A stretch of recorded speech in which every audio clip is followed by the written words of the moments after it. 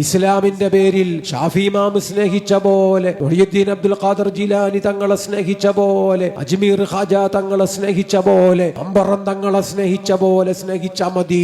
വിഗ്രഹവൽക്കരണം ഇസ്ലാമിനെതിരായാലും ഇക്കുടുംബം എന്നും പറഞ്ഞു നടന്നാൽ ഈമാൻ ഊരിപ്പോകും. തലച്ചോറുള്ളവർ ആലോചിച്ചോ.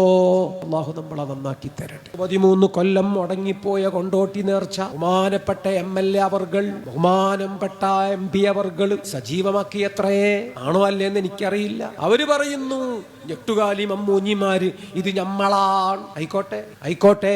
ഷിയ എന്നൊരു സാധനം കേരളത്തിലില്ലായിരുന്നു. പണ്ട് ഉണ്ടായിരുന്നത് അമ്പുറം തങ്ങൾ അടക്കം വെച്ചതായിരുന്നു. ഇപ്പൊ അത് ഹയാത്താക്കണമല്ലേ, പാടിപ്പുകഴ്ത്തണമല്ലേ, കൊണ്ട് നടന്നതൊക്കെ കുഴിമാന്തി എടുത്ത് ഇനിയും ഈ ഉമ്മത്തിൽ ഫിത്ന ഉണ്ടാക്കണമല്ലേ.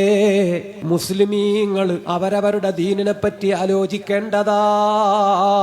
ബിദ്അത്തുകാരൻ സ്റ്റേജ് കെട്ടിക്കൊടുത്താൽ തൗഹീദും ശിർക്കും ക്ലാസ് എടുക്കണ രാഷ്ട്രീയക്കാരുണ്ട്. അവര് പാർലമെന്റിൽ മര്യാദയ്ക്ക് സംസാരിക്കാറുണ്ടോ? നിയമസഭയിൽ മണ്ഡലത്തെ പ്രതിനിധീകരിച്ച് വർത്തമാനം പറയാറുണ്ടോ? ശിർക്കും തൗഹീദും ക്ലാസ് എടുക്കാൻ ഇവിടെ രാഷ്ട്രീയക്കാരന്റെ ആവശ്യമുണ്ടോ? ആ രാഷ്ട്രീയക്കാരൻ വഹാബി സ്റ്റേജിലെത്തുമ്പോ അവന്റെ ശിർക്കിന്റെ പ്രസംഗം, അവന്റെ തൗഹീദിന്റെ കത്തിക്കയറൽ. പിന്നെ ആരു പറഞ്ഞടോ നിന്നോട് ഷിയായുടെ ഭൂതത്തെയും ഷിയായുടെ പ്രേതത്തെയും അന്തിയെടുക്കാൻ, എന്നിട്ട് അതിന്റെ മുന്നിൽ ബടായി പറഞ്ഞ് ആളാകാൻ? ഒരു വാക്ക് ശ്രദ്ധിച്ചോ. അള്ളാനെ പേടിയുണ്ടോ? മുത്തു റസൂലുള്ളാനെ പേടിയുണ്ടോ? അടഞ്ഞുപോയ ഏതെങ്കിലുമൊക്കെ ഭൂതങ്ങൾ അതൊന്നും പുറത്തു കൊണ്ടുവന്ന് ഈ ഉമ്മത്തിൽ ബുദ്ധിമുട്ടുണ്ടാക്കാൻ ശ്രമിക്കുന്നത് മര്യാദയല്ല, ദീനല്ല. എല്ലാരും ആലോചിച്ചോ. മുത്തുനബിയെ വിഷം കൊടുത്തു കൊന്നതാണത്രേ ബീബി ആയിഷ. പാപ്പ പറഞ്ഞിട്ട് ഇതാണ് ഷിയായിസം. മുത്തുനബിയെ വിഷം കൊടുത്തു കൊന്നതാണ് ഭാര്യ ഹഫ്സ.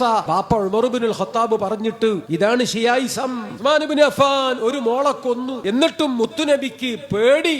ഉസ്മാനെ രണ്ടാമത്തെ മോളെയും കെട്ടിച്ചു കൊടുത്തു. ഇതാണ് ഷിയായിസം. തങ്ങമാര് തൊപ്പി കണ്ട് തോന്നിയാസം ചെയ്യരുത്. അള്ളാന്റെ ദീനിനെ കളിയാക്കരുത്. മദീനായിൽ ഉറങ്ങുന്ന വെല്ലിപ്പാനെ മറന്നുപോകരുത്.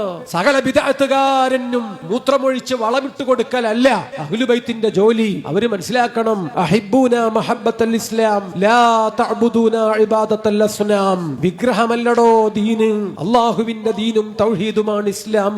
അതുള്ളപ്പോഴേ ആ കുടുംബത്തിന് മഹത്വമുള്ളൂ. ഇത് പഠിപ്പിച്ചയാൾ അന്ന് ആ തങ്ങളെ ലോകത്ത് ജീവിച്ചിരിപ്പുള്ളൂ.